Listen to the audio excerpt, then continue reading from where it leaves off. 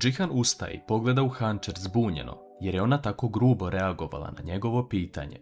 Hančer uhvati Džihana nežno za ruku, izvinjavajući mu se, a Džihan shvata da ona sada prolazi jedan drugačiji period, i zbog trudnoće, i zbog venčanja. Metin ulazi kod Sinem u sobu i pita je zašto deluje tako uplašeno pored njega. Ona govori samo da se zamislila i ništa više. Metin tada pita kako napreduju planovi za venčanje Džihana i Hančer, a Sinem govori da je Hančer jako uzbuđena i jedva čeka da se to održi. Metin tada izvadi iz ormara Sinemino odelo i govori da ništa nije za ceremoniju, te da se malo bolje obuče, kao da ima života u sebi. Sinem mu govori da se tako osjeća zato što je sve ovo prošla i ne može prići čoveku kao što je Metin, jer je uvek krivi za nešto što nema dokaz. Derja dolazi kod vile i ugleda Gulsum, te počne da viče na nju da se skloni od njenog muža Čemila. Gulsum govori Deri da ona ništa ne zna o svom mužu, te da je on dobio poziv da radi u Bodrumu.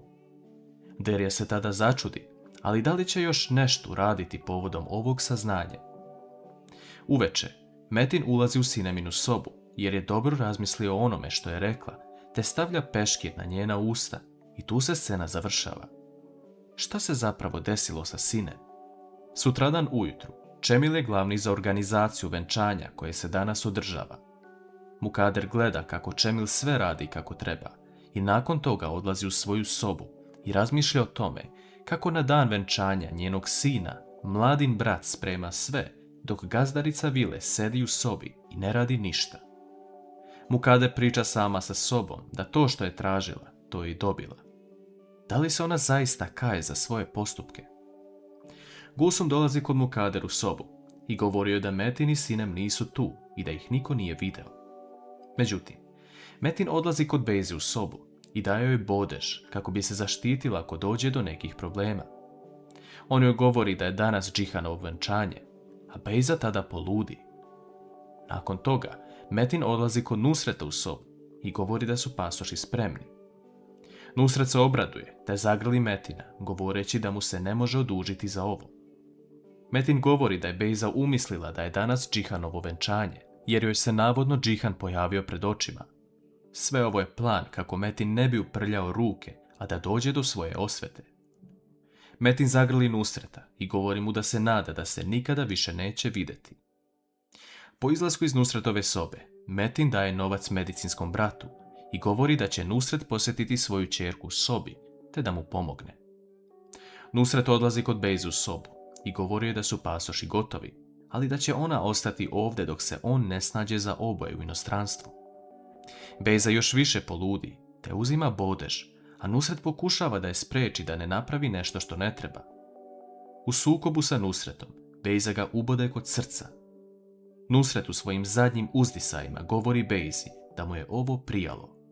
On pada na pod i ostaje bez daha. Bejza uzima dokumente od Nusreta i uspeva da pobegne iz klinike, ali da vidimo šta će ona nakon ovoga uraditi. Metin odlazi na jedno mesto gdje je ostavio Sinem. On obučen u odelu spremnom za Džihanovo venčanje, dolazi i govori Sinem da je želi za sebe.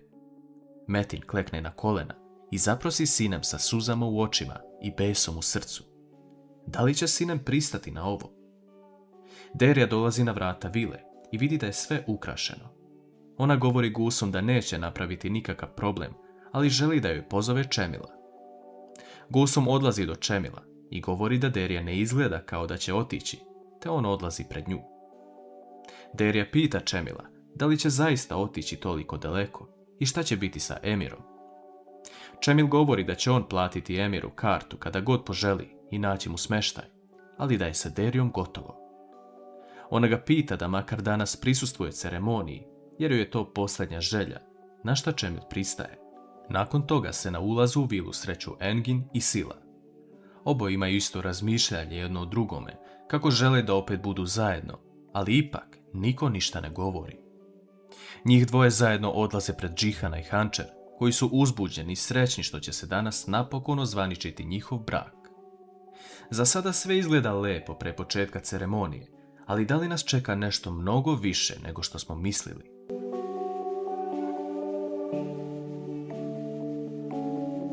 Ova epizoda nam donosi mnogo toga što nismo očekivali. U početku sve kreće veoma lepo. Metin dolazi sa sinem, a Mine se obraduje što ih vidi.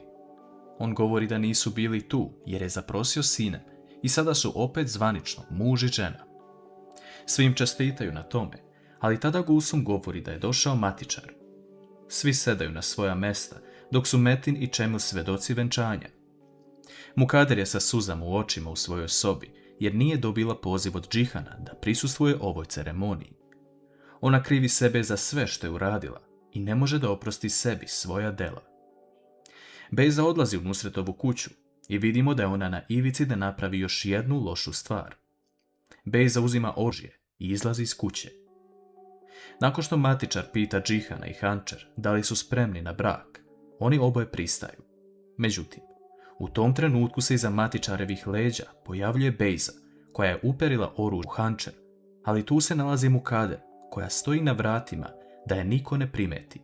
Ona trči prema stolu kako bi spriječila Bejzu da pogodi Hančer, što se i desi. Mukader pada na pod i gubi mnogo krvi, dok se svi okupljaju oko nje. Metin je jedini koji ne pokazuje emocije jer sve ide kako treba, ali on zove hitnu pomoć da dođe. Džihan kreće za Bejzom koja trči kako bi pobegla, ali onda ona staje i rani Džihana u nogu.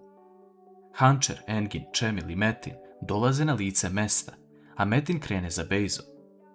Metin sustiže Bejzu i počne da ispituje kako je uopšte pobegla iz klinike i šta se desilo sa njenim ocem. Bejza govori da je njen otac dobio ono što je zaslužio, zato što je hteo da je ostavi i da više nije na ovom svetu. Metinu bude drago što to čuje, ali govori Bejzi da će joj pomoći i da uradi šta god joj on kaže.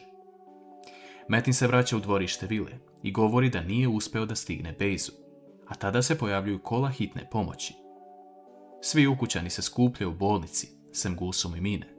Džihan se brine za svoju majku, jer ipak ljubav prema majci je bila jača od svake predrasude. Svi u bolnici nestrpljivo čekaju rezultate povodom Mukaderine rane. Engin dolazi u jednom trenutku i saopštava teške vesti, a to je da policija nije pronašla Bejzu i da su otkrili jednu stvar, a to je da su Bejza i Nusret boravili u klinici u kojoj je bio Metin. Engin doda i to da je Bejza oduzela Nusretov život, a nakon toga svi ostaju u šoku. Doktor izlazi u tom trenutku i govori da pacijentkinja još uvijek ima opasnost po život. Hančer ne može da podnese ove stvari, jer okrivljuje sebe za sve što se desilo, te pada u nesvest. Svi ukućani su pod dubokim utiskom nakon ovog dana. Sinem prilazi Džihanu i govori mu da je Bejza bila kao senka oko kuće i da je napisala poruku Hančer da odustane. Sila pita Metina da li je znao za sve ovo, a on govori da jeste, samo što nije očekivao da će Bejza sve ovo da uradi. Sila ga pita šta će se desiti ako Džihan sazna za to, a on govori da ne brine jer još uvijek ne zna ko joj je brat. Medicinska sestra izlazi u hodnik i pita ko je Hančerin supružnik. Džihan dolazi, a ona mu govori da ga je doktor pozvao. Džihan vidi u krevetu Hančer koja se probudila, a doktor mu govori da je sada sve u redu i da je njegova žena pala u nesvijest zbog velikog stresa, te da sada ne smije da tuguje, da se nervira, niti brine. Također dodaje da je sa njihovim sinom sve u redu i da se čuvaju. Džihan govori Hančer da je nikada neće ostaviti, niti joj učiniti nešto loše, te da će njegove misli uvijek biti uz nju. Ona mu govori da je Bejza bila tu, a Džihan na to odgovara da ako nekada bude imala izbor da bira u životu, neka prvo stavi svoje dete, pa sebe i na kraju Džihana, te da će sve biti u redu. Pitamo se šta nas očekuju u narednim epizodama od strane Bejze i Metina.